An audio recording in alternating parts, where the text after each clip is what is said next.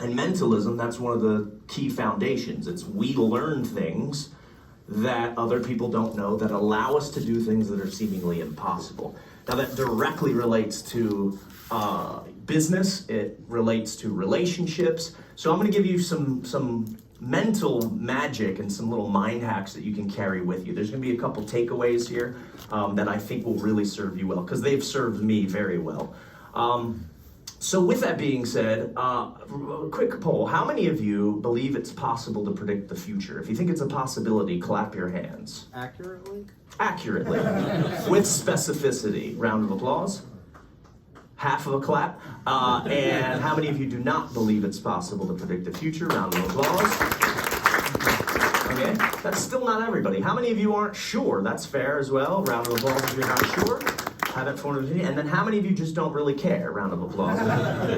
Okay, all right. So, well, I figured everybody always has an opinion on this subject matter. So I figured right now we're gonna settle the debate in this room right now, and we're going to do it with this balloon. I'm gonna pass this. Actually, you are going to pass this around the room. If you can hand it behind you, left, right, but keep the balloon moving. Just move it around the room. Now, obviously, there's no way I could know where the balloon is going to go. It's in the moment you're making the decisions of to move it left, right. You can hand it back to the person that handed it to you, but it's impossible to know. I'm not in control. But I'm going to show you how predictable the world is in 3, 2, 1. Stop moving the balloon. You were the last one holding it. Can you bring that down here to a thunderous round of applause? Let's give it up. Welcome to the party. You can just step right here. Get right over the trap door. You got it. All right. Now, did you have any idea you'd be up here doing this? Of course it is. Okay, he sensed it, right? He predicted it accurately. Now, do me a favor. Before we go any further, imagine that by holding the balloon when I yelled stop, that you've just won a prize, and it's a free vacation to go, free holiday to go anywhere in the world. You have to pick one particular spot. Before we do anything, where would you go? Liverpool, England. All right, imagine you're there. Picture the scene, the people, the vibe, what it would look like. Go to a hotel in your mind. Try to actually see what it would look like, okay? Go in, go to your room. On the door is your imaginary room number. I want you to tell us what your imaginary room number is there. 413. Okay, is that important to you in any way? Is that a significant number? Is that the number of Tinder matches you've had this week? Is it a street? Here all week. Yeah, okay, no, not this week. Okay, so is it random to you? It is random. Okay, well, I knew you would say that. Good. Thank you. There's one guy going, how did he know? Well, here's the thing. I can prove it. The balloon you're holding isn't empty. Do you hear that? Here, listen. I don't know if the folks in the cheap seats in the back can hear. Listen. Can you hear it? Yeah. There's something inside. See, before the show started, I wrote something on a Post-it note. I think there were a few of you in here and saw me do it. And I put it inside of the balloon and tied it off. Take this pencil if you don't mind. You're going to be popping the balloon. Don't pop me or the show is over, all right? This presentation ends if you hit me. Whenever you're ready, I get nervous oh, there it goes. I need that. I don't trust you. Thank you. The paper that was in the balloon. Pick it up. Don't unfold it. So I wrote a prediction of what I thought was going to happen at the beginning of the presentation. Put it on a Post-it note, put it in the balloon. I'm going to let you do the honors. If you don't mind, unfold that. And I wrote 2 things down on there. Turn it over, upside down. There we go. Now I need context to see. Is that weird? That's okay. Read what it says out loud. It says Liverpool 413. 413, your room number, right on the money. Let's give him a big round of applause.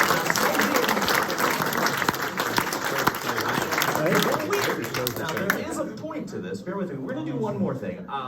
Jean was in the back. She witnessed me do something earlier, and she can attest to this, but I want to see if it actually happens. I fly a lot. I'm just constantly, last night it was Minneapolis, today it's Boston, tomorrow it is Florida. I just go, go, go. And so far I've hit 74 different countries doing this. I fly a lot. That's all I do. Place to place. Every day I'm in a new city or a new country. I read. I like to digest new information and learn. Some people sleep or watch movies. I learn. I'm constantly reading, learning. I have a book. I want you to do me a favor. You're going to pop open the book to any page that you want. You're just going to open it up randomly without thought, right? And whatever page number you open up to when you open up the book, we'll go for the lower of the two, since there's two. We'll go for the lower. I want you to memorize whatever page number you open to, the first page. Yeah. Because folks are very close, I don't want them to be able to see the number if they're, they're trying to look. So just hold it like this. Here, you can do it. Hold it like this with the pages toward you, and don't just open 5 pages from the beginning or 5 pages from the end. You want to really make it somewhere deep, random in the middle, without thought, just pop it open. Memorize whatever the page number is, and if you need reading glasses, grab them. Yeah, I can't. So I'm legally blind without my contacts, so I completely understand. Just pop it open, memorize the number, and then shut the book. Fair? Yeah. Got it? All right. Don't tell anyone. No sign language. Don't whisper it. But I'd like you to come over here. I have this chart. I'd like you to take this marker, and I would like you to. Those that laugh have done it. Oh, it's weird. I couldn't actually put it on myself. But make it pretty big so the people in the back can see. Now, while he's doing that, check it out. Before you guys came in here, I made a video prediction. Gene in the back saw me do it. I made a prediction of what I thought was going to happen right now. I'll take that. Yeah, you can put it there, you go. Yeah. And you can step right over there. Check this out. What's up, folks? This is Wayne Hoffman here, and all of you just went to lunch. And I just had a really weird feeling. I have a feeling that the person who comes up to participate, that's you. I feel like they're gonna choose the number 92. How close did I get? Oh, that's close. Pretty close. That's as close as you can get, folks, right on the money. And let's give him a round of applause.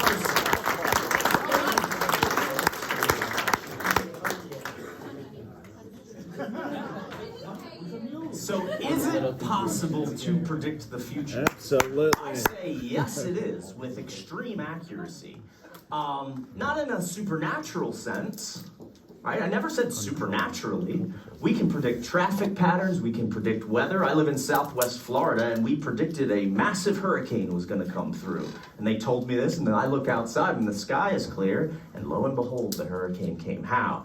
It's knowing things. It's having specialized knowledge that allow you. I always say this, the best way to predict the future is to create it.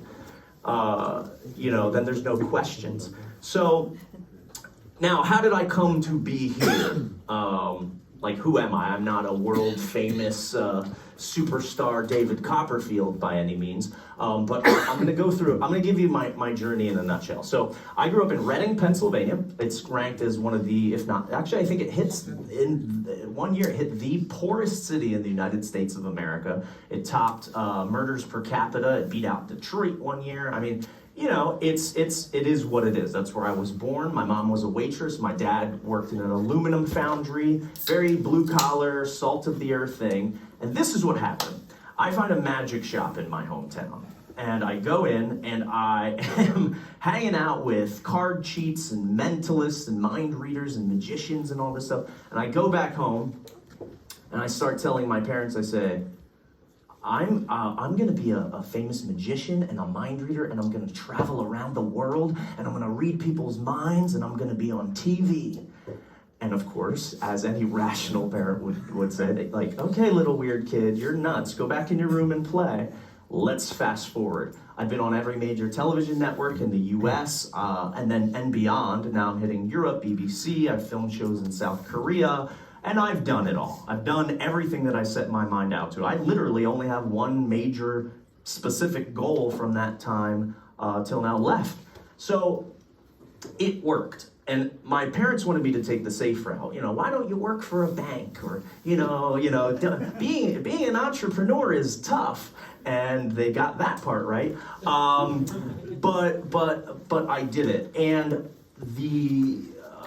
there was a moment where I was in Japan. And I was out there performing. I did the TV show, and I met a guy randomly, and he took me on a tour of a temple. He was originally from California. He spoke English. I'm like, great. And we start talking.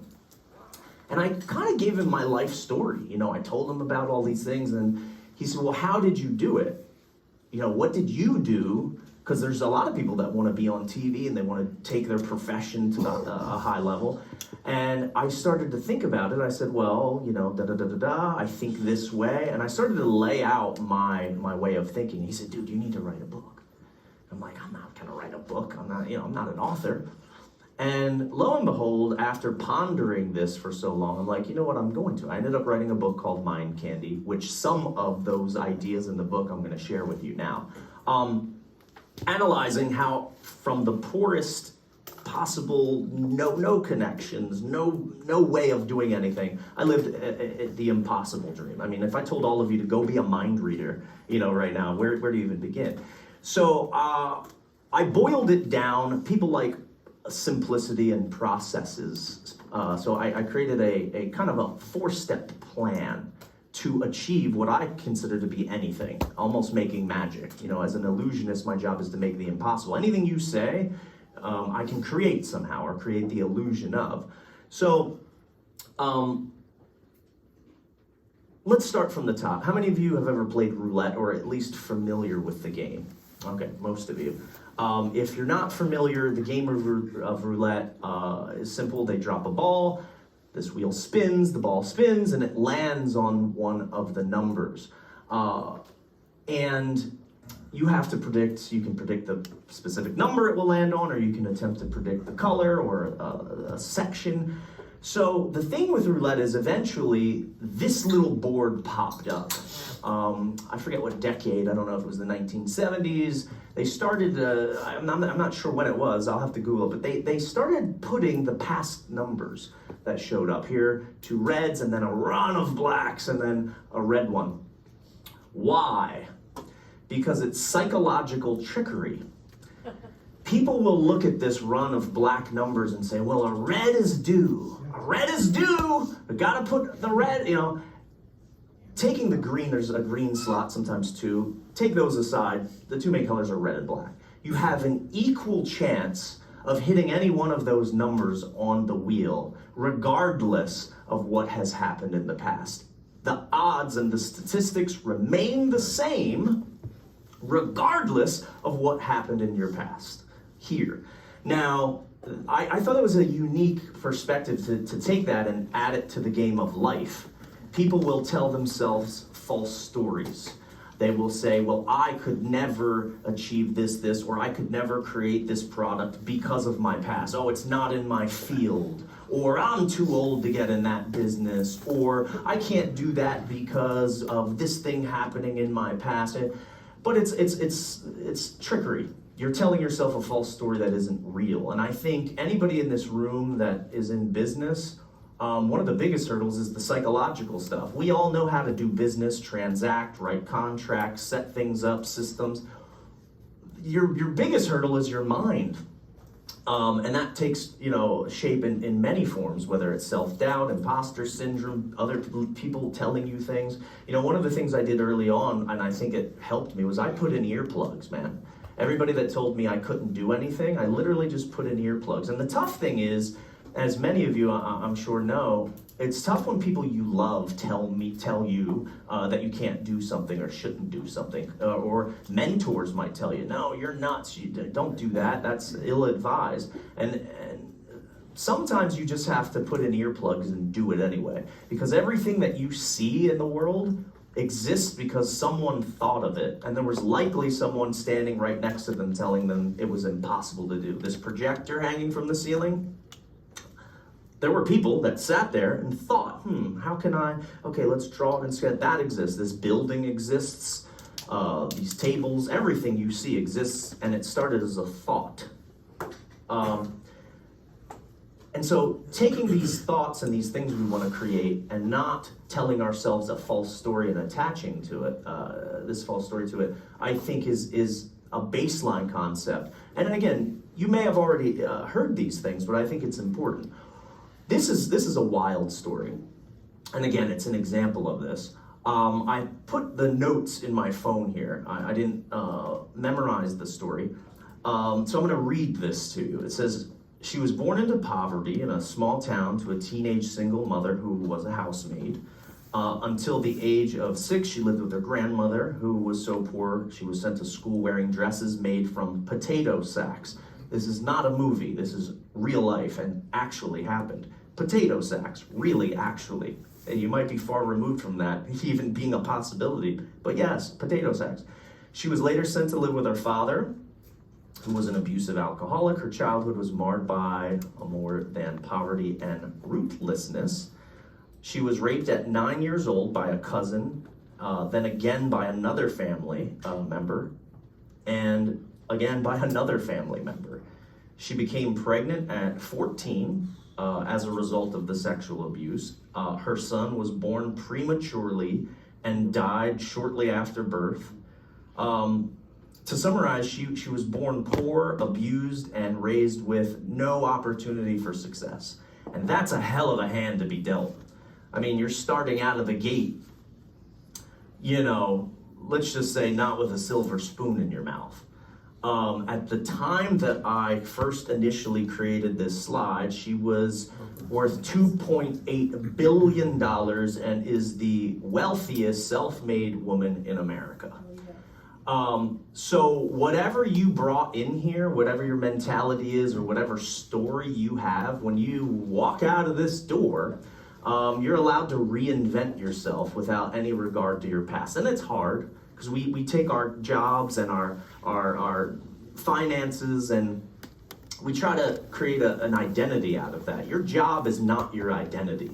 You're allowed to separate your business and who you are. As an entrepreneur, somebody trying to create something, you often become the business. You're so into it that you can't release yourself from it. And sometimes it's due to obsessiveness, sometimes it's due to passion, which is fine. But you have to realize the story you're adding to whatever goals or visions you have, they're not real. They're exactly what I just said, which is a story. So we're gonna dive into the first thing, the first step, which is feel.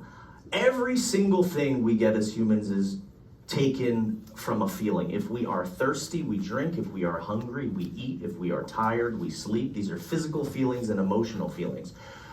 If you don't have a passion for what you're doing, and I know, I'm sure you've covered the topic of finding your passion in something that you love, and you've learned this, but I think it's a really, really important thing to stop pushing paper clips. Doing something because, I think this is a good business decision. In any adversity, you're going to fail. As soon as something troublesome comes, if you're not really into it, if you're not willing to die for your passion, it's an uphill battle. I slept in the back of a 1987 Chevy Astro van, if you can believe that. I was just a budding magician. I was doing a dove act where I made birds appear from nowhere. And I left, went out on my own. I said, I'm going to make it. And I had a cage in the back of this van, and every morning when the sun rose, the male bird would coo, and I would take a portable wireless vacuum cleaner and clean up the feathers every single morning. I would sleep in a Walmart parking lot because I loved what I did. I said, the finances are going to come. I'm going to continue this passion. So you have to have a feeling. You have to have some type of drive within yourself in order to accomplish anything. Same with your relationship. If you don't have that feeling, if that love isn't there anymore, you gotta build it back up or create it. You have to have feeling inside of you as a human being, as an emotional creature driven by chemicals and hormones and thoughts and feelings. You have to have that. Certainly things are made, but look at how many people work and are unhappy. You have to, I think to get to the ultimate level of success, you have to have that feeling. So taking time to think and analyze, am I passionate about the project I'm thinking about doing? Are you really? Or does it just sound cool? Is it something that, it's kind of par for the course, or I just think it's neat? No. You have to really, really, really feel it. Now, the interesting thing is it comes into how you relate to other human beings as well. So, for instance, if you're not passionate about something, or if you're just generally living your life in a negative space, that's going to affect the people around you. Do you think if you came into a meeting or a room and you were just not into it, that body language wouldn't be read either consciously or subconsciously with the people you're dealing with, that stuff rubs off, man, and we can read it. I mean, I get paid to read it, but human beings, we're all humans. We know when somebody's not passionate. If you pitch a project and your heart isn't into it, sometimes even if the numbers look right, if they're just reading you and they're saying, you know what, I just don't think he really wants to do it. I think he thinks it sounds cool. You know, if you're looking for funding and you give this presentation, but you're not really loving it, people read that stuff. You know, this guy right here versus this guy right here taking the selfie, who would you rather hang out with? Who would you rather do business with? You know, you become friends with people you like that have good positive energy, and who do people like doing business with? Friends. If you had a friend that owned let's say a shop that made shirts, and you needed some shirts, who are you going to do business with? Your friend. Somebody's losing out because this person has passion, you like them, and you're connected to them. So that brings me to some fun. I want to show you something. Talking about connection. Back in 2007, I read a story about these guys, the co-founding editors of the Guinness Book of Records, or Guinness Book of World Records, as it's known. Now, on November 27th, 1975, one of the twin brothers was shot and killed on his doorstep in London, England. He was actually assassinated for writing a controversial newspaper article, basically offering a bounty on somebody's head. And he was shot and killed. Now here's the crazy part. At the exact moment that he was shot and killed, 30 miles away, his twin brother collapsed on the ground mysteriously. Holding the spot, his brother was shot on the other side of town. In the moment that it happened, right? Like an unbelievable type of connection.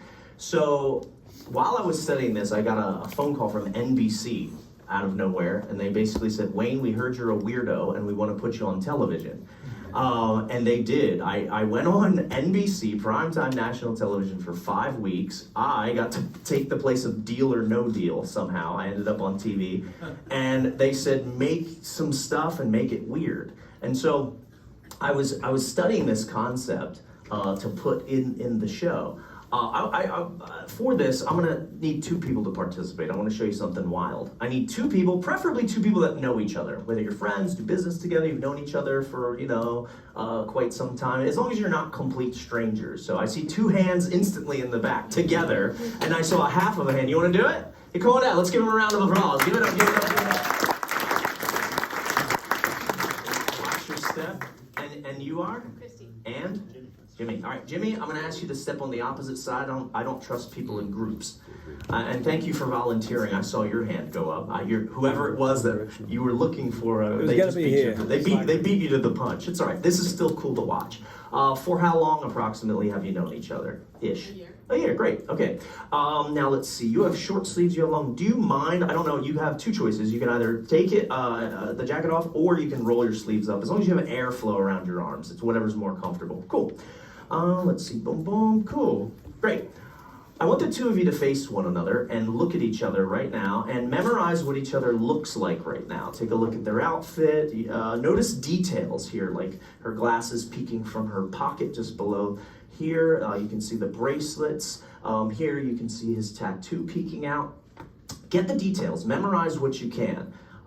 Because in a moment, when you close your eyes, I'm going to have you try to picture and visualize the other person standing across from you.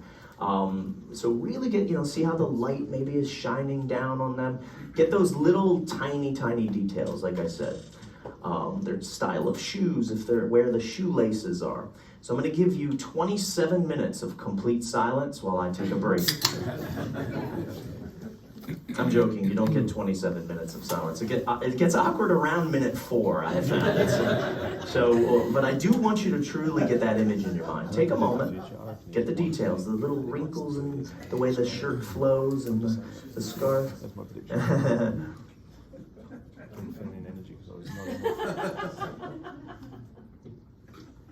Perfect. Now, lock that in your mind. I'm going to have you do simple things in a moment. You'll do things like you'll hold out your arm, or you'll hold up numbers for everyone to see, like 1, 2. You'll face the group, or you'll face each other. It's very simple. The catch is, for much of this experiment, your eyes will be closed. So you have to listen to the instructions. Is that all right? All right, perfect. So I don't want you to be nervous. So I'm going to blindfold you.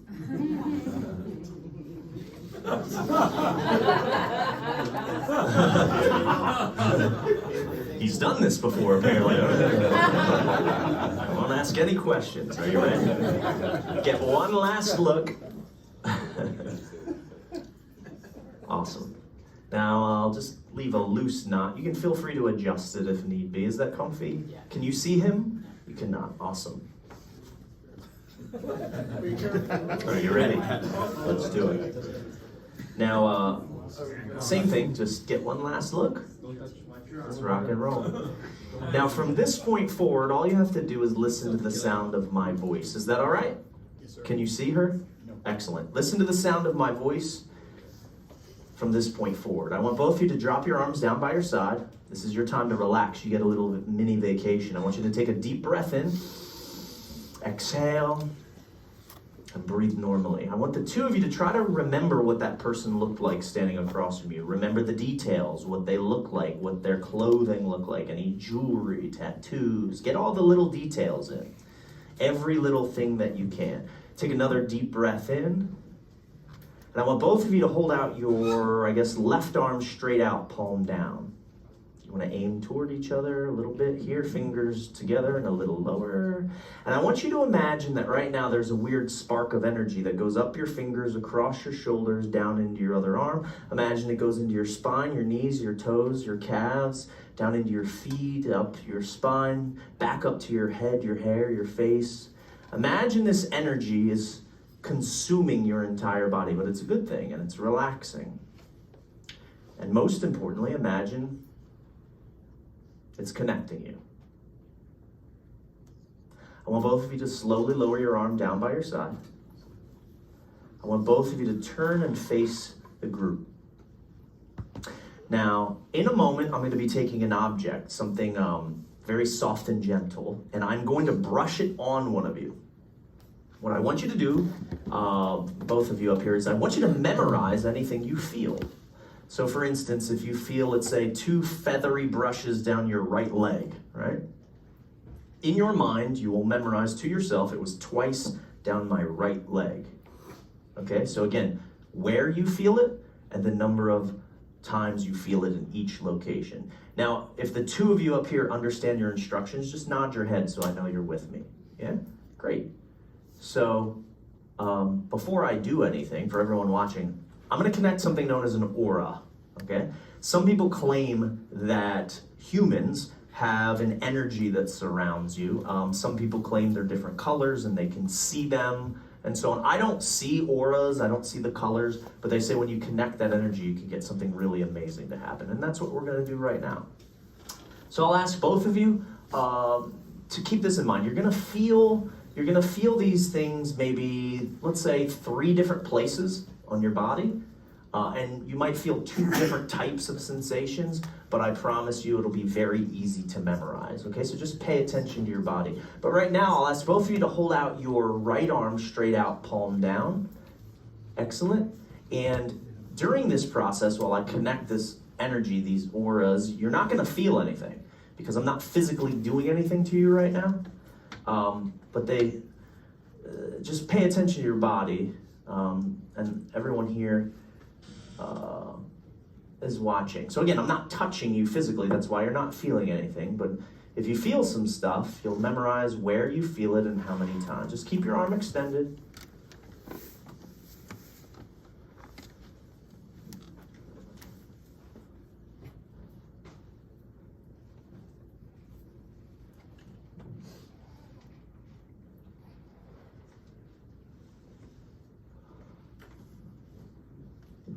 You're both doing a perfect job.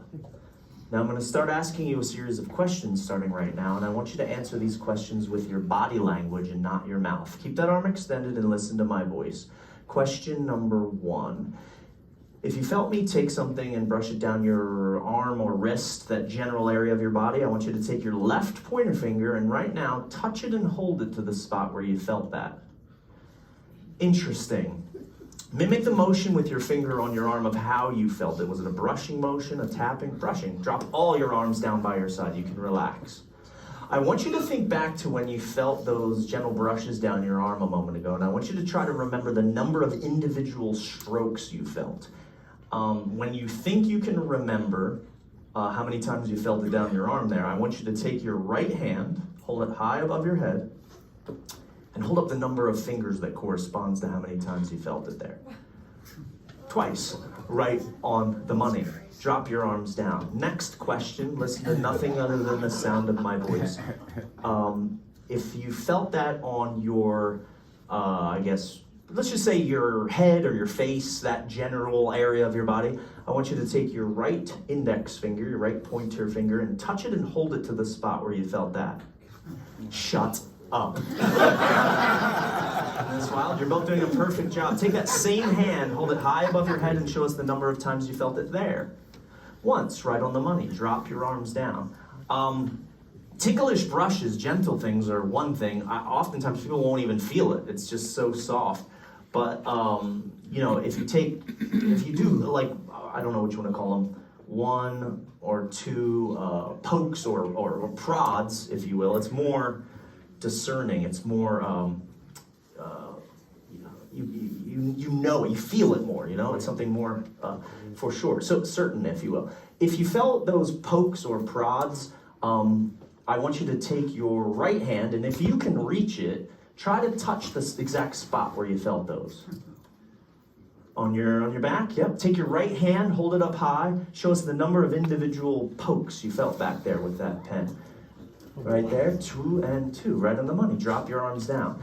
Now, I'm going to ask both of you to turn and face one another, because they're getting everything, and the exact number of times, which is significant. If you can get the exact number of times, then you know you're in the zone.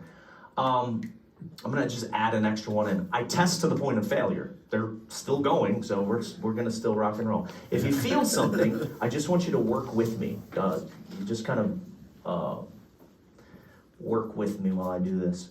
Now, I used to love art as a kid, and I never thought that I would, I need to get a new marker, it's drying out. I never thought I would be doing what I'm doing now, but eventually my love for art, remember what I was talking about, that feeling is still persistent. During COVID, I revamped that love for art and became an artist, and now I sell paintings as an artist. And that's, my passion just wouldn't let it die. So when you love something, it permeates everything. So I just drew a picture let me ask you this. If you felt me grab your arm and draw a little picture on your arm, raise your right hand above your head. Now this is the level of twins, so there's probably going to be a drop-off. See the drop-off? Because they're not twins. Lower your arm if it is raised, and you're both doing a perfect job. I want both of you right now to take a deep breath in, exhale. Oh, by the way, remember, they have no idea what's going on. They're blindfolded and they're feeling some stuff. They have no concept of what's even happening here. So let's recap.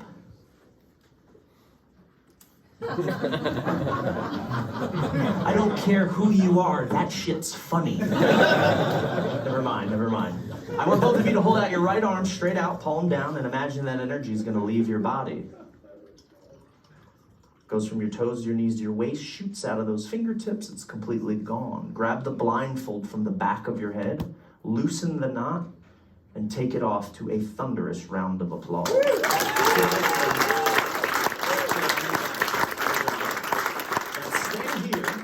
Stay here, don't go anywhere, because boy, do we have some questions for you. Did you feel some stuff? Yes. You felt, if I remember, twice down the arm? Once on the nose? Yes. And with the, grab the pen, and two times in the back? I did. Okay, between 1% sure and 100% sure, how sure are you that you felt those things? Positive. Like 100? 100%. Over here, did you feel the same stuff? Yeah. It was twice on the arm? Like, and then once on the nose? Yes. And then 2 times in the back? Yeah. Okay, between 1% and 100%, how sure are you that you felt it? 100%. Cue the Twilight Zone music. You both felt it 100%, okay? Now, there's a reason why we're all freaking out right now. During that experiment, I only touched one of you. One of you up here was never touched at any point at all during this entire experiment. One of you was feeling what the other person was feeling. Right now, they're both going, yeah, it was me, because I felt it. So I'm going to let everyone in the audience here fill you in. Just a simple yes or no. Did I do those things to him? Yes. Did I ever touch her? No. What the fuck? The WTF effect, ladies and gentlemen. Did it seem real? You did touch me. No. No. I mean, that's why I wanted them to watch. No one did anything to you. You were in what's called a living dream. Now, you will swear to the end of time it was real because it was real to you. It wasn't actually real. Let me give you the opposite so you have some concept of it, because it's hard to digest. Did you ever go to a dentist and you get Novocaine, you get frozen, as they say, and your face goes numb? Think about this. If you were to get Novocaine, and you were to close your eyes and someone would go like that to you, and they said, hey, open your eyes. Yeah? Hey, did anybody touch your face 2 times? No. Are you sure? 100% positive. The reverse is true. It doesn't mean it didn't happen. It means your perception of that, the electrical signals to your brain were manipulated. Nobody did anything to you. The only thing you actually felt, which is great, you felt the exact locations, the exact number of times, for all but the highest level, which is the level of identical twins. And you didn't get that, but I'm not surprised. I drew 2 little interconnected hearts on his arm, and you didn't feel it. But again, you're not identical twins. So wait a minute, which arm was it? They're not there. Did you rub them? I know it was there. Did you wipe them off? Check your arm, Chris. Hang on a second. Yeah, those over there. Show them. I don't know.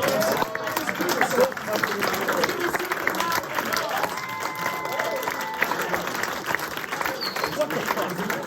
Keep going, ladies and gentlemen.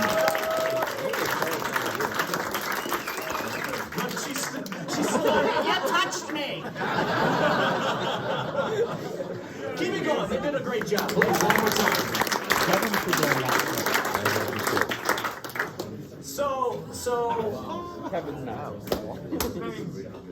What's the point of that other than a really cool mental experiment? The point is this. Everything that you think, the subtle things that you feel, right, permeate in every possible way. Think about this. Did you ever go to a restaurant or like a Starbucks or wherever, you go somewhere and somebody just has great energy and it makes you feel better? Actually, it just happened to me last night. I was in Boston. I checked in to a hotel around midnight. And man, I was tired, and you could tell this girl was tired. Said a Marriott shit. I walked in and I'm expecting the typical, yeah, last name, ID and credit card, that late night check-in experience. I walked in and she goes, hi, how are you? I'm great. She goes, your name? Cool. Would you like a free snack? Or you want some water? Can I get you? I'm thinking, who are you? And it really made me feel good. Now, the interesting thing is we take this type of stuff for granted because we think, we'll just be nice and think positive, all this cliche stuff. It's not about that. It's that the flapping of a butterfly's wings can create a tsunami type of thing. You just don't realize it. We're too naive to even really, truly grasp the importance of the inflections of your voice, the way you carry yourself, the way you dress, the way you feel about yourself. And this dives into a personal thing of your personal wellness and your well-being generally. Where are you in life? Are you happy? Are you healthy?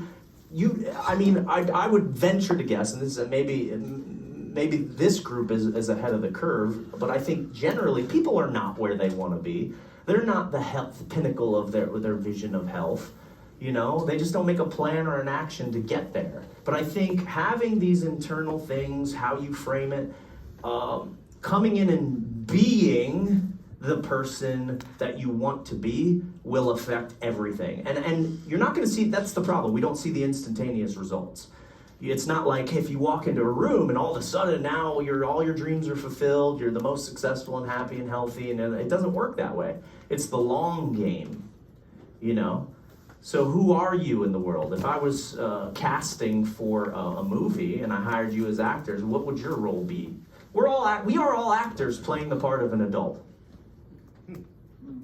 We're all still kids. You know what I mean? We roam around this earth and we create this identity for ourselves. What's your identity? It's important, something to think about. Let's keep it rolling. So action without feeling equals nothing, and I touched on this. If you're doing, I call it pushing paper clips. If you're going through the motions, but you're not feeling it and you're not connecting with it, whether it's your relationship, whether it's business, it comes to an end. You know, legacies and things that carry on generations and generations and generations from now, those are the things that people brought in with feeling. If you think you're going to build a massive legacy that 300 years from now people are talking about, but you're not feeling it and you're not interacting with the world that way, it's not going to happen. I wish you the best. Now, step 2. So the first one was feel, clearly. You got to feel it. You have to be healthy, be happy, feel it, vibe it, love it. Second is define. Second step. I love this one because everybody messes this up.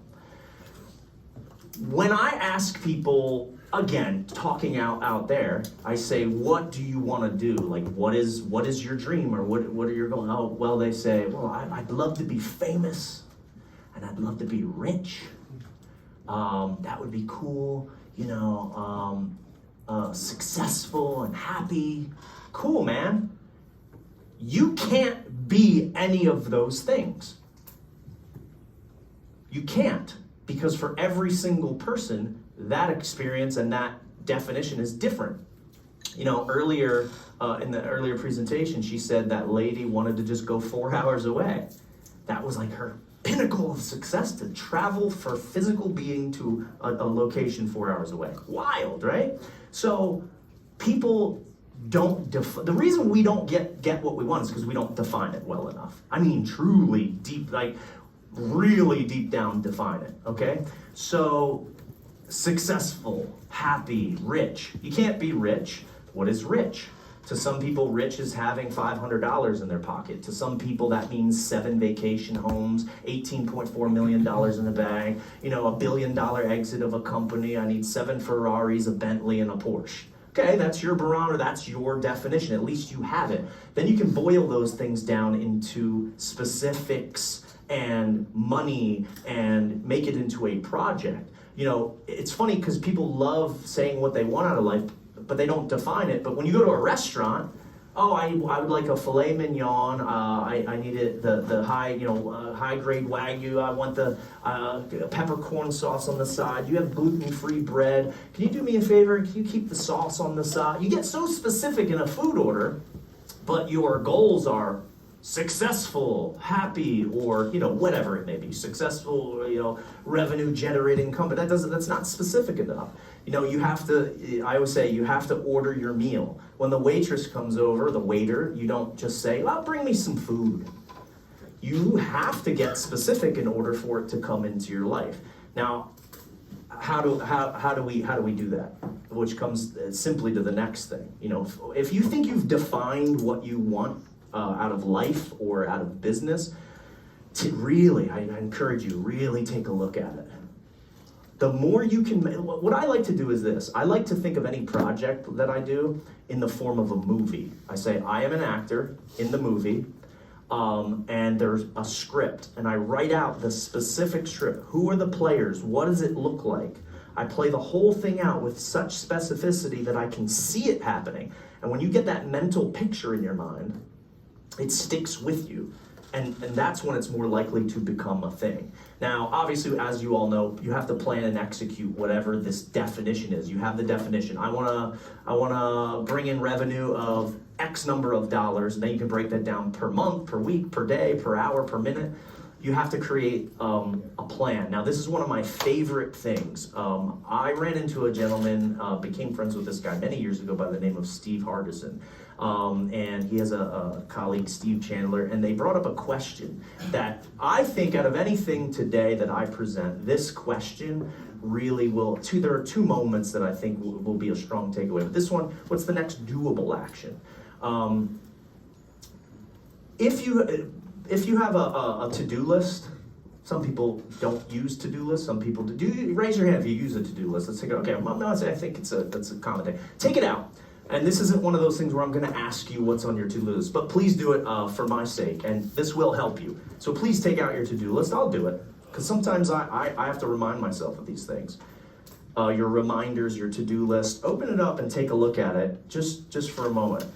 The majority of people's to-do lists never get done because they're not properly looking at the to-do list and labeling it. This is a little productivity hack. If you might know this, again, a couple of you may know this already, but this one was so powerful. This acted as a massive catalyst for success in my life. What's the next doable action I can take? When we create to-do lists, they're not things we can do.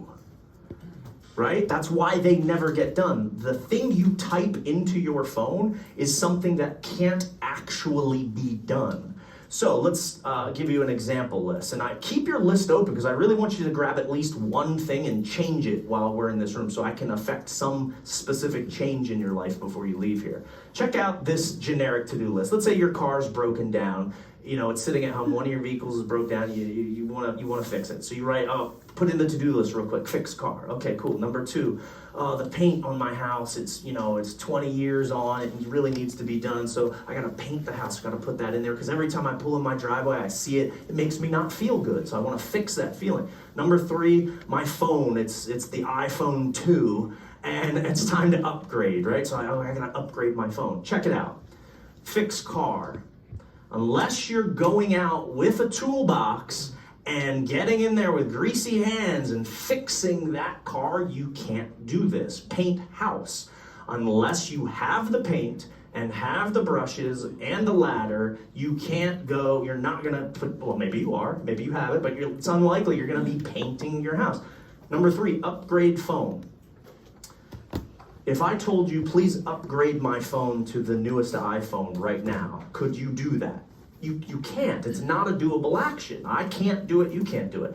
So let's say, okay, fix car. What's the next doable action? Well, I have to go to a mechanic because I don't know how the hell to fix a car. Well, I need to call a mechanic. I gotta make an appointment. I gotta see if they can fix it. Oh, Wayne, he recommended his friend who was a great mechanic. So the next doable action is call Wayne to get the number for the garage. Call Wayne, that's something I can do. Fix car is actually call Wayne. Number two, paint house. Well, let's say you're a handy person and you're gonna do it yourself. Well, you need the paint. You gotta get in your car, drive to the place, buy the paints, bring them back. That's step one, drive to the location of the paints. Number three, upgrade phone. Well, okay, to upgrade that, I need to just log into my carrier's account online, click a few buttons, they'll deliver it, but I forget the password. I didn't save the password to my account. So I need to get my password. Get password, not upgrade phone. So they're two completely different to-do lists. This is the actual to-do list, but it's the same thing. Call Wayne, drive to store, and open emails for the forgot password message that they sent me. So again, look at the two things that we're dealing with here.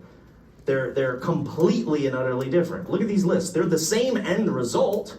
So look at your to-do list and ask yourself, look at everything. Just go down and say, can I actually do this? And if not, boil it down, take a second, and say, what's actually the next thing that I can do? Is it to call someone, email someone, Google something? Is it to turn on my laptop? Is it to open my calendar to schedule something? Is it whatever?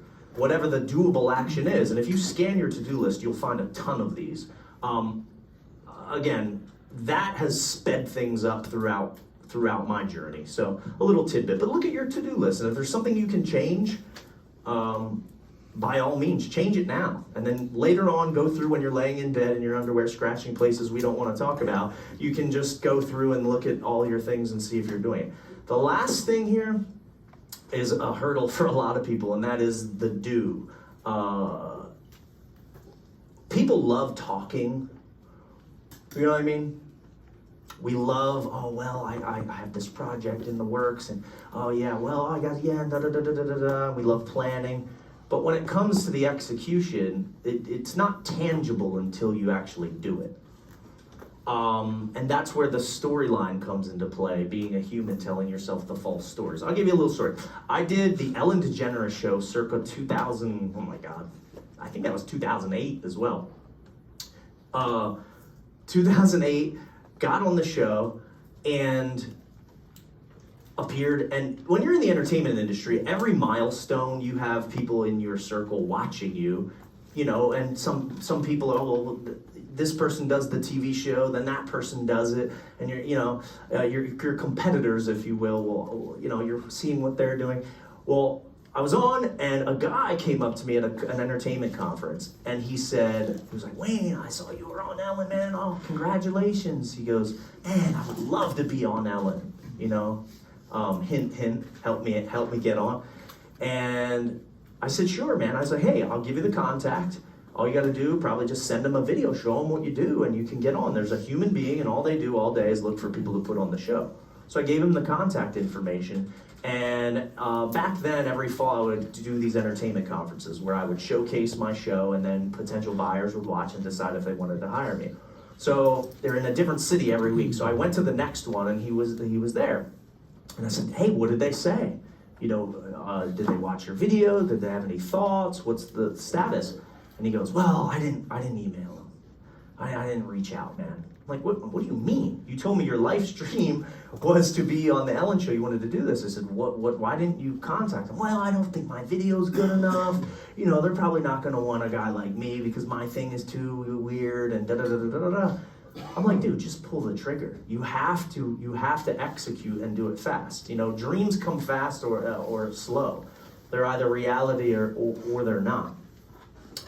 So, you know, look at the plans you're thinking of. How many of you have had a dream or a vision to do something like, one day I'm going to write a book, but it's still not here? Be honest. Honesty is key. A couple of you, I'm guilty too. We love talking about shit, and that's being very aggressive and being a good, any type of entrepreneurial spirit. You'll be pulled in a lot of different directions.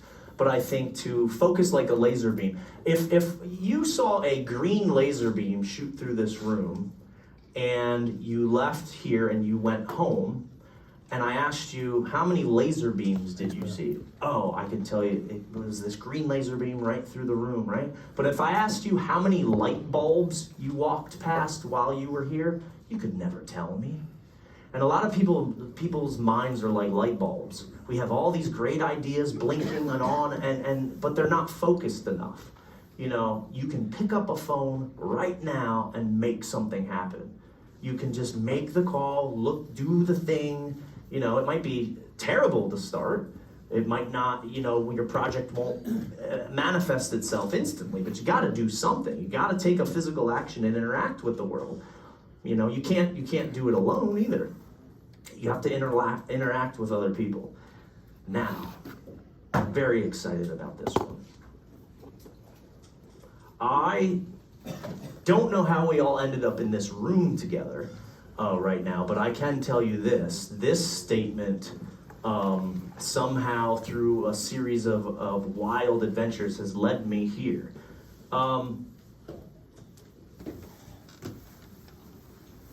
I can't say enough about this concept. It really boggles my mind. I'll tell you a story.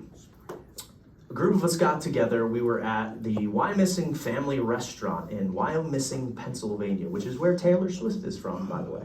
That's where she was born and grew up. So I lived maybe 20 minutes away from there, grew up there. I was visiting home, and I went in and I tried an experiment. and I said, here was a group of friends, other magicians. I said, today we are going to hear no, and we are going to love it. I said, I have a theory about something, and I want to see if I'm right. So I said, here's what's going to happen. We're all leaving right now, and we're going to go out into the world. We're going to get into our cars and go places, and we all cannot come back to this table. We'll meet back here at this restaurant until we get 5 no's. You have to have someone tell you the word no. You have to hear it. 5 times, someone has to look at you and say no, and then you have to come back here. So my buddy, he goes out, first stop, there's a Subway, right, or it's down the road. So he goes to this Subway, he tells me this story, he's like, I'm gonna get a no real easy. He walks into a Subway sandwich shop, mind you, walks in, waits in line, makes the sandwich, and he gets up to the front, and he goes, excuse me, he said, is there a manager here? And the guy goes, yeah, let me go get you, or whatever. I don't know who, how it all played out specifically, but the manager, the person in charge came over. He goes, I don't want to pay for this sandwich. Will you please give it to me for free? And the guy goes, no one's ever asked that. Sure, take it.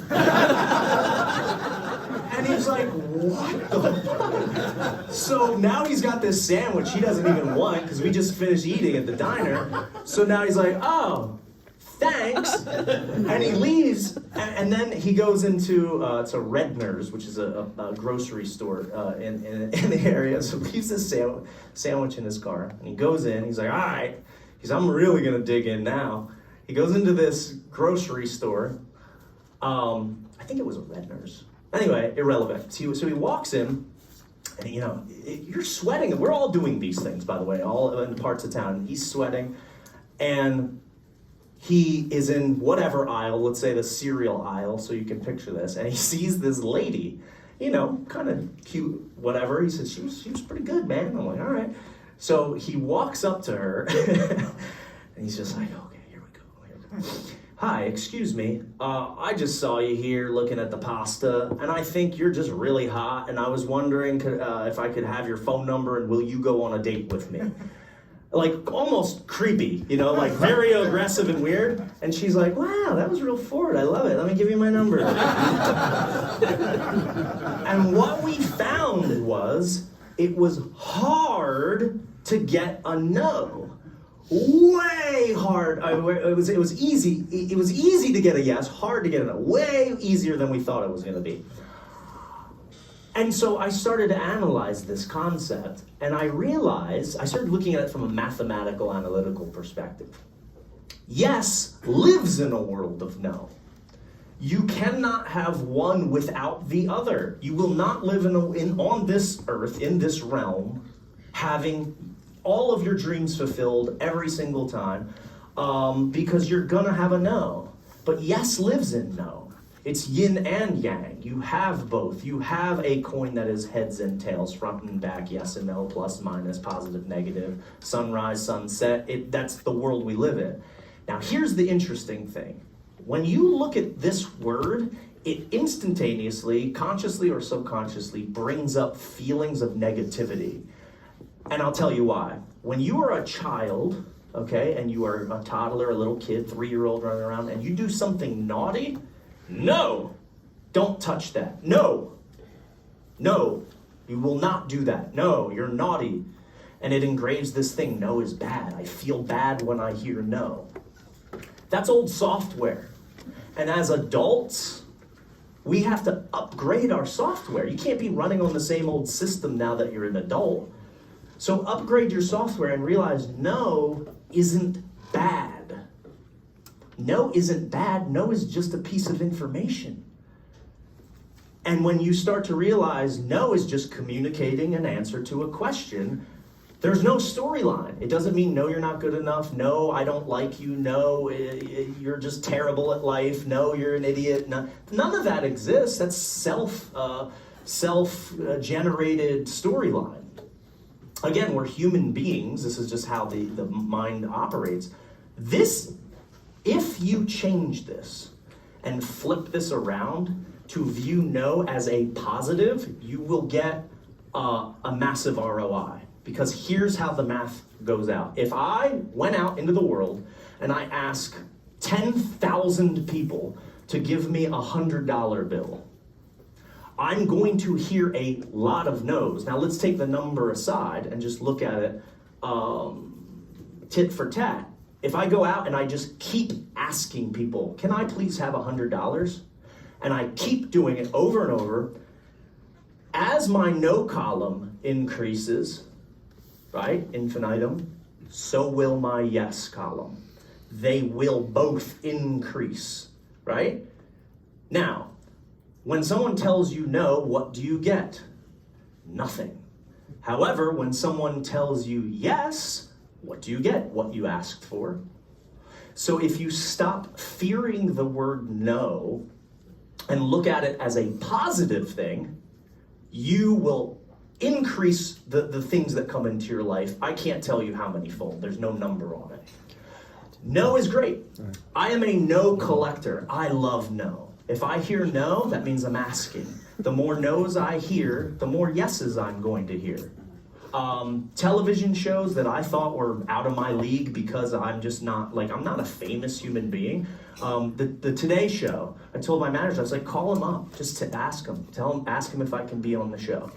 Sure, come on, I was on twice, just because I asked. People, when I tell people, they say, oh, I'd love to be on that show. Well, did you ask them? Going back to the do and the execution. We don't execute and we don't go for things because we fear this word.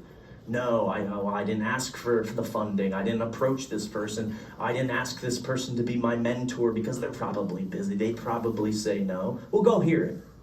No is awesome. How I got on the Ellen DeGeneres show, I'll tell you the story. I was a nobody. I was just a young guy, nothing going, who am I? I told my manager at the time, I said, call them and ask. And he goes, well, how am I, what do you mean? Where do I start? I said, call 1-800-NBC. I don't know, start somewhere and ask that person if you can speak to the person in charge of booking for the Ellen. And he did, and then they said, well, you're not even in the right stratosphere. You need to call the production company. Well, do you have the number for that? Can you please give it to me? Yes, we can. Okay. And he called that person. Will you put him on the Ellen show? Well, you have to talk to the, no, you have to, okay, down the line until, hi, this is the booker for Ellen. Hi, will you please put Wayne on TV? Yes. And then I got on and helped launch my career, man. Just by asking, because I wasn't afraid. I'm going to prove it to you right now. I want to show you a little thing about logic. I need someone to help me. This is a really wild. It's fun. Who's in? You're in? Yeah. You're the first hand I saw. Get up here. Clap very loudly now.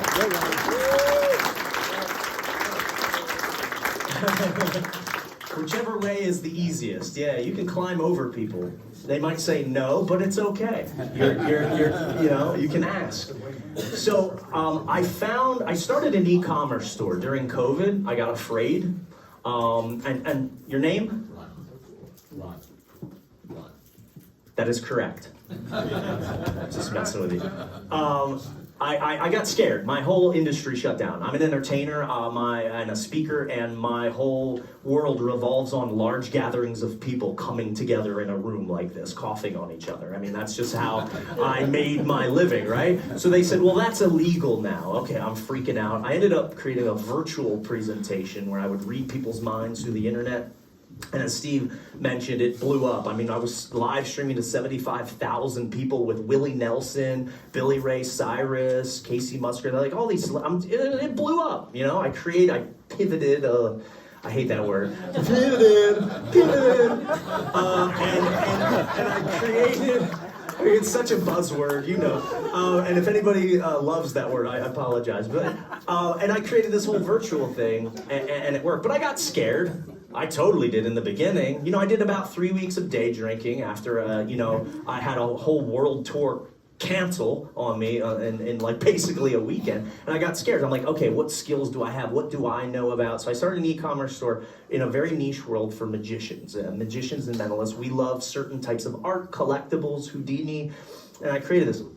And during my research for cool, weird coins, I found this awesome coin. And on one side it says yes, and on the other side it's no. I think the concept of the coin was to help you make a decision quickly. Just, am I doing it or not? No? Okay, the end. And there's no emotion, right? I think that's the theory. Am I doing it? Yes, I am. Let's go for it, right? But I realize this is a great teaching tool, and I have now traveled around the world with this coin. And I think, well, you'll see. Come on over here. Let's do it. So here's the hypothetical, okay? The hypothetical is, I'm going to give you, I'll even set an actual timer, or here, I have a timer right here. I'm going to give you this coin. And what you're going to do is flip it on the table here. You're going to get used to that sound. You're going to hear it. You're going to flip it on the table like this. Every time it lands on a yes, hypothetically, you win $20, okay? If it lands on a no, okay, for instance, you don't get $20. You don't lose anything, you just don't get the $20, and you have 30 seconds to do it, okay? Are you ready? Yeah. On my mark. So I can just keep grabbing? Yep, you can, yep, exactly. Are you ready? And, however you want to do it. It's got to, be a random thing on the table. On my mark. Go. What was that? Yes. Okay. Yes and no. Okay, two Yes. yeses. 3 yeses. 3 yeses, that's all right. You're good. A no? Yes. No. Yes. Yes. No. No. Yes. No. Stop. Just stop there. Okay. We're stopping here. Let's say he's 7, I think, if I was counting correctly. Can anyone back up my counting skills? Was it 7? 7? Okay. Now, what did you do? When I said flip the coin, what did you do? When I said go, when I said launch, you know what you did? As fast as you humanly could, almost uncontrollably, the coin was flying. You were frantic to do it as many times as you could, right? You were boom, boom, boom. What you didn't do when I said go was you didn't stand here and go, oh, I don't want to flip the coin. What if I get a no? What if I get a no? Because I could get no. If I throw it, I'm going to get a no. I'm going to hear no. He needs the cash. Yeah. So you didn't freeze up and fear the word no. You didn't care. You didn't care what the end. You didn't care. You just did. You executed. Bang, bang, bang, bang. Right? Every single time.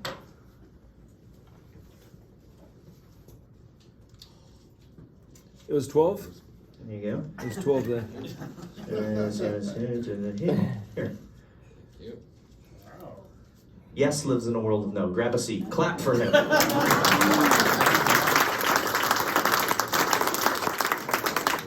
He raised his hand. He flipped the coin. He's leaving here with $120? Is that right? 7 times 7. I owe you 20. That's right.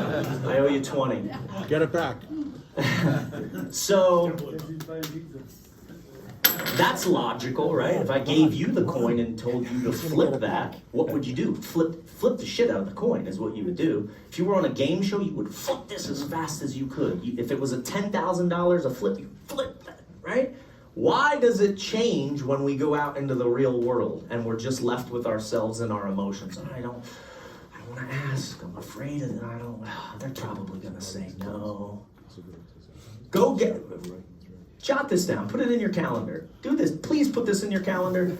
You might delete it later, and I don't care. But please do it for me. I flew here from Minneapolis for this moment right here. Put this in your calendar. Collect 5 no's today. Pick a date. Do it a week from now, because I want you to think back. Because it's always, when you go to events, oftentimes, and you hear these concepts, it's woo woo rah rah, and maybe a week later you kind of, well, how'd that go again? Put it in the calendar. Collect 5 no's today. I don't care what they are. Here, let's do one right now. So who has already put it in their calendar and it's in there? Do you want to participate in an experiment? Sure. There's not money involved. Are you sure? Okay. You can stay right where you are. Your name? Keenan. Keenan. All right. Do you have a significant other or no? Yes. You do, okay. Do you believe at 3 o'clock, right now, wherever they may be, would they be reachable? Probably. Yeah? Do me a favor,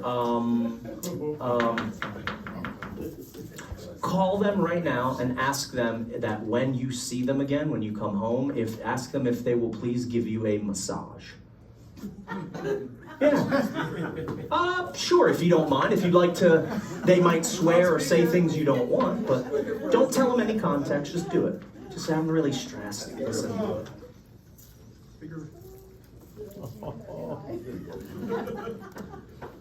Okay, now let's just listen. We're hoping for the no. We want the no, that's all.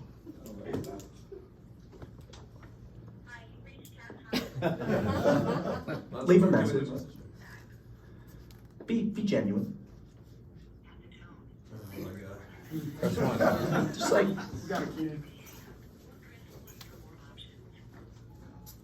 Hey, sweetie, I am really stressed and was wondering if I can have a massage when I get home.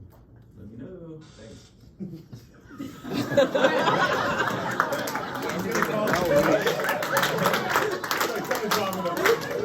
now, what type of massage you're gonna get, I don't know. Here, where are we? Give me a second. Here, just watch. I just want to show you something. I collected you. Let's call that a no because we didn't get a yes. Okay, we can frame it that way. Does anyone live locally to where we're seated right now? Who? Okay, yeah. Who lives? Do you live locally? Yeah. Sorry. Do you know of a privately owned like pizza joint around here, or a sushi spot, or like a sandwich shop, or Fuji. Fuji's? What do they sell? Sushi. Sushi. I didn't want to presume. I would have guessed, but again, you never know. All right, Fuji Steakhouse. All right. Okay, let's see. Name's Bob Glazer. Oh, you know the person? No. I was like, wait, you know the owner? Fuji. Hi, yes, I was just here with a group of people here at MIT, and we were talking about your establishment. Say hi, everybody. Hi. And we just somebody said they really love your restaurant. What's your name? Bob. Bob. So Bob is here. He lives locally, and we want to try to give him a surprise. Would you be willing to give Bob a free meal for advertising the next time he comes in? What time are you looking for? It doesn't matter. It can be any time. Bob, what's your last name, Bob? Glazer. Bob Glazer is his name, and he just advertised your restaurant locally here to, I don't know, about 75 to 100 people, and I figured we would call you because he loves your restaurant so much to see if you would give him a free meal, and next time he comes in, whenever that may be. Is that something you would be willing to do for him? I can leave the message for the manager. That's great. Yeah, that would be great. Okay, so name is Yeah, it's Bob Glazer, Glazer. And his phone number, I'd like to give you his phone number, which is okay. 781 449 8945. 8945. And he won the prize today, so we told him what is your favorite restaurant, so we figured we would call you and ask you if you would donate a meal to him. Okay. So if you can, You guys have the party come here or just him? it would just probably be him and a guest. And his friend around. Oh, okay. Yeah, and you don't have to even pay for the guest's meal, but if you would, we won't say no. I can make a decision. I need to talk to the manager. Yeah, that's totally understandable. If the manager appreciates the advertisement and thinks that Bob, is it Bob? Yeah, Bob is deserving of a meal. We would really, I think we think it would be great if he could come in and enjoy himself there. Okay, yeah. Because the manager just comes here like after 5 o'clock. Oh, okay. Yeah, Great. I'm not sure. Yeah. Yeah, that's totally fine. Yeah, please leave the message and have the manager call Bob if they're willing to do that for him. That would be really great, and we would appreciate it. Okay? Okay. Thank you so much. Thank you. Fine. Okay, what did we lose here? Nothing. I can keep going all night, and you know what's going to happen, right? A lot of message leaving. Bob said he's lost his You're getting a reputation. massage and you're getting a free meal. All right. And just keep going. You know? I didn't get enough. There were no no's here. Did you expect an instantaneous? Oh, we don't do that. It's at least a maybe. I would have Keep liked to going. hear the wife answer the phone. That would have been cool. Call my Yeah. wife. It Now would have been here's good. what I will ask. If you get a response, share it with the group, even if it's a no. And be honest. We're trusting you for honesty. All right? I don't know how. Go collect 5 no's, please. It's awesome. When you start loving no, it's so powerful. Opportunity. Now this jacks me up. I hate this. Opportunity. First thing synonym, chance. Hate it. No, it's not, man. I had an opportunity to get a free meal. No, it doesn't. It's not a chance, lucky chance. No. The best way to predict the future is to create it. Make the phone call to the wife. Call Fuji's and tell them you just want a free meal. Guess what? You will. You're creating your world. Everything here is created. Everything you see is created. It's created. You make it. It's not about opportunity, a chance, luck. No. You gotta go get it. It reminds me, does anyone remember the movie Conan the Barbarian, 1984? There was a scene, I don't know why this stuck with me, and I forget, who's the actress's name? Adrienne Barbeau. I don't know. I'll trust you. I don't know. Wow. All right. You got a poster still hanging on your wall? Really fast. In one of the scenes in one of the movies, it's one of the Conan movies. I don't know if it was the first or the second one. It's the chick with the short hair, African American lady with the big bow staff, and she goes, when I want it, I take it. And it was like so scary to me as a kid, but now that resonates so much with me. It really does. It's like, yeah, go, yeah, that's right. You know? It's wild. I am going to, let's bring it down a notch here. I've covered the 4 things: feel, define, plan, and do, right? And I've been doing those things since I looked like that. And yes, that is me. Now notice what I said. I said it's me. I didn't say me as a kid. I said it's me because it's still me, the same person up here talking to you. Right here, that's me.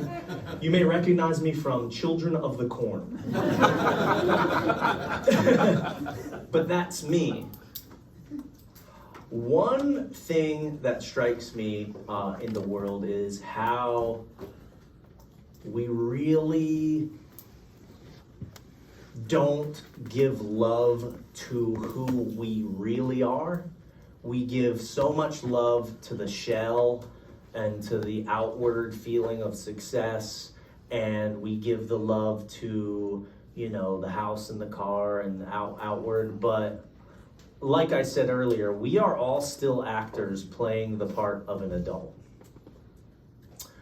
Things don't really change.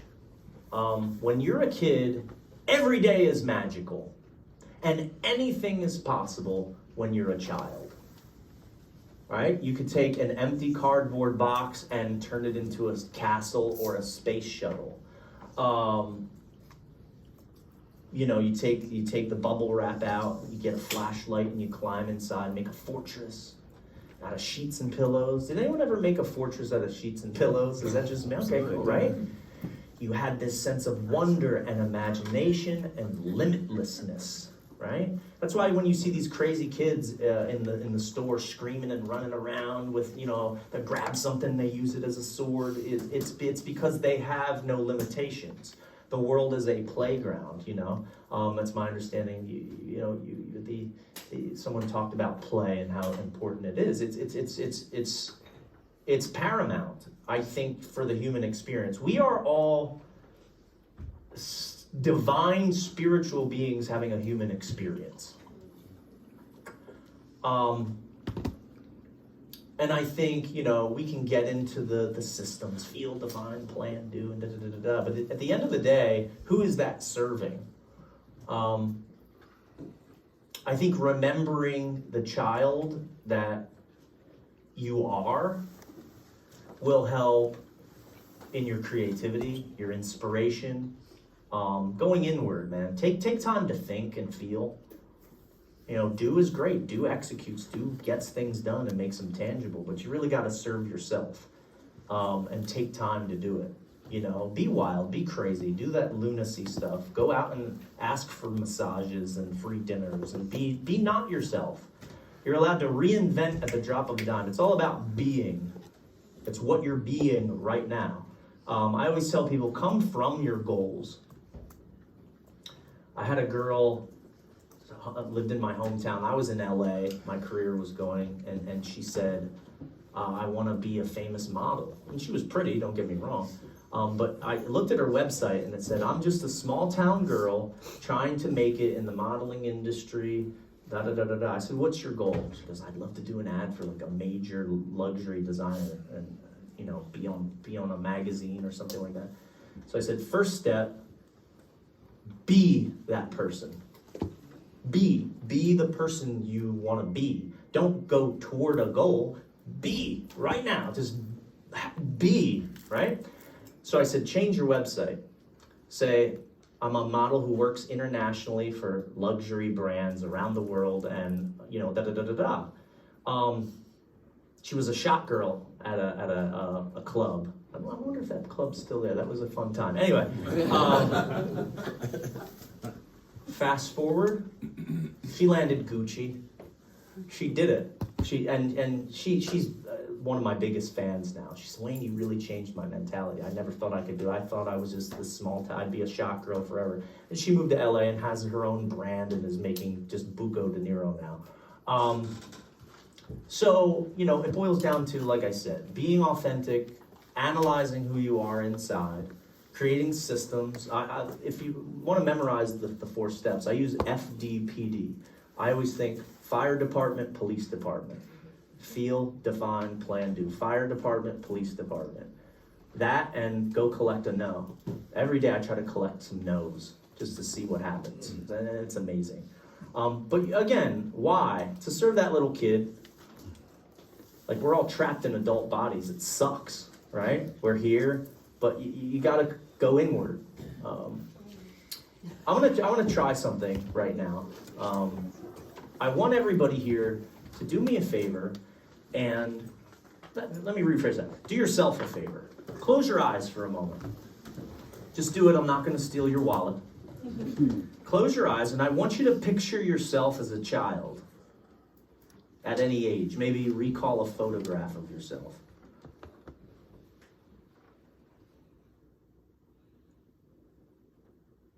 You're still the same person.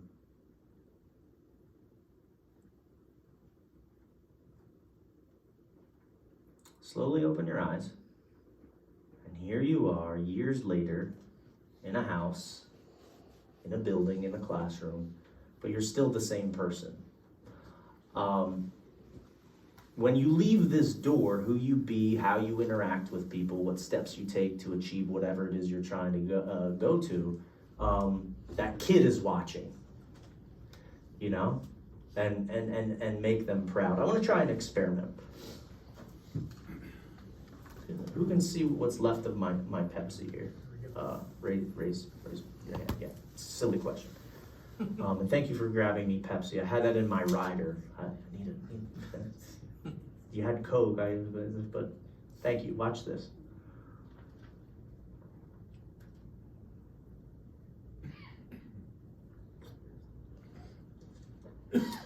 Who saw me consume it? And Steve's like, yeah. Hey, that's reality. You saw me drink it, right?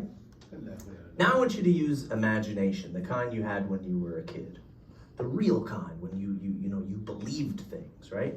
I forget when I cracked this open. It was, I don't know, I guess it doesn't really matter. Who saw me open it and start drinking it? Okay. Who can see it's crushed? Can the people in the back see this? Okay. I want you to imagine that every time my finger goes around the can, I want you, like in one rotation, imagine we can go 1 minute back in time. But think like a child when anything's possible, all right? Watch the dents in the can and just imagine we can take the dents out of the can.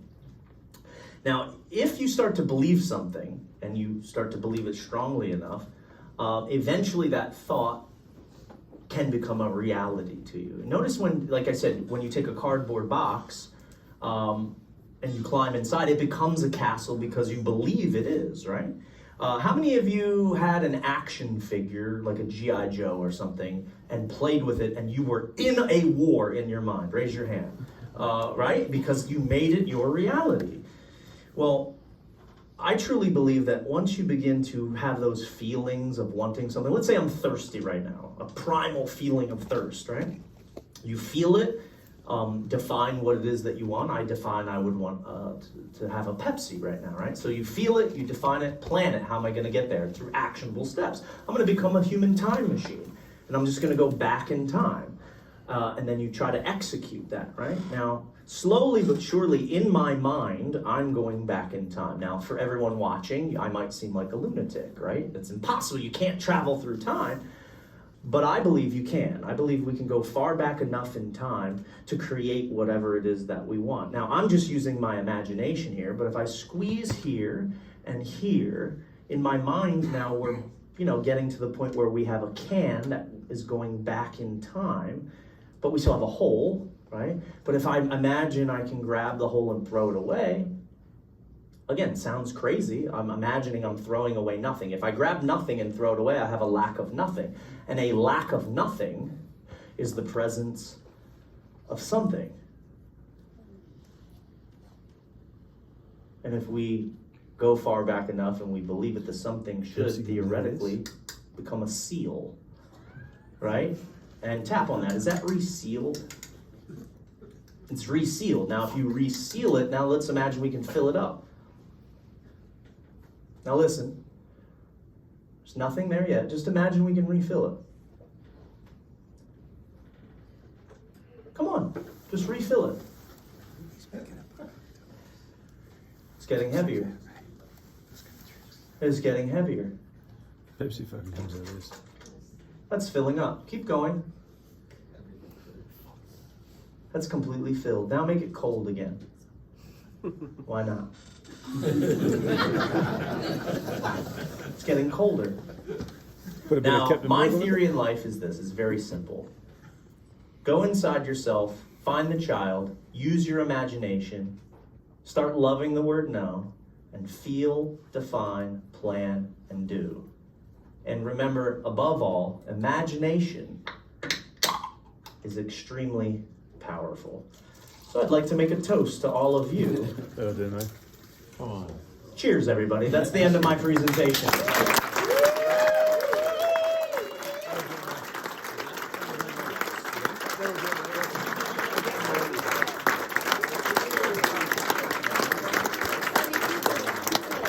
I'm out of guesses. And enjoy the massage. And the meal. And the sushi. You got to put it on the WhatsApp to get the call. Well, when I got over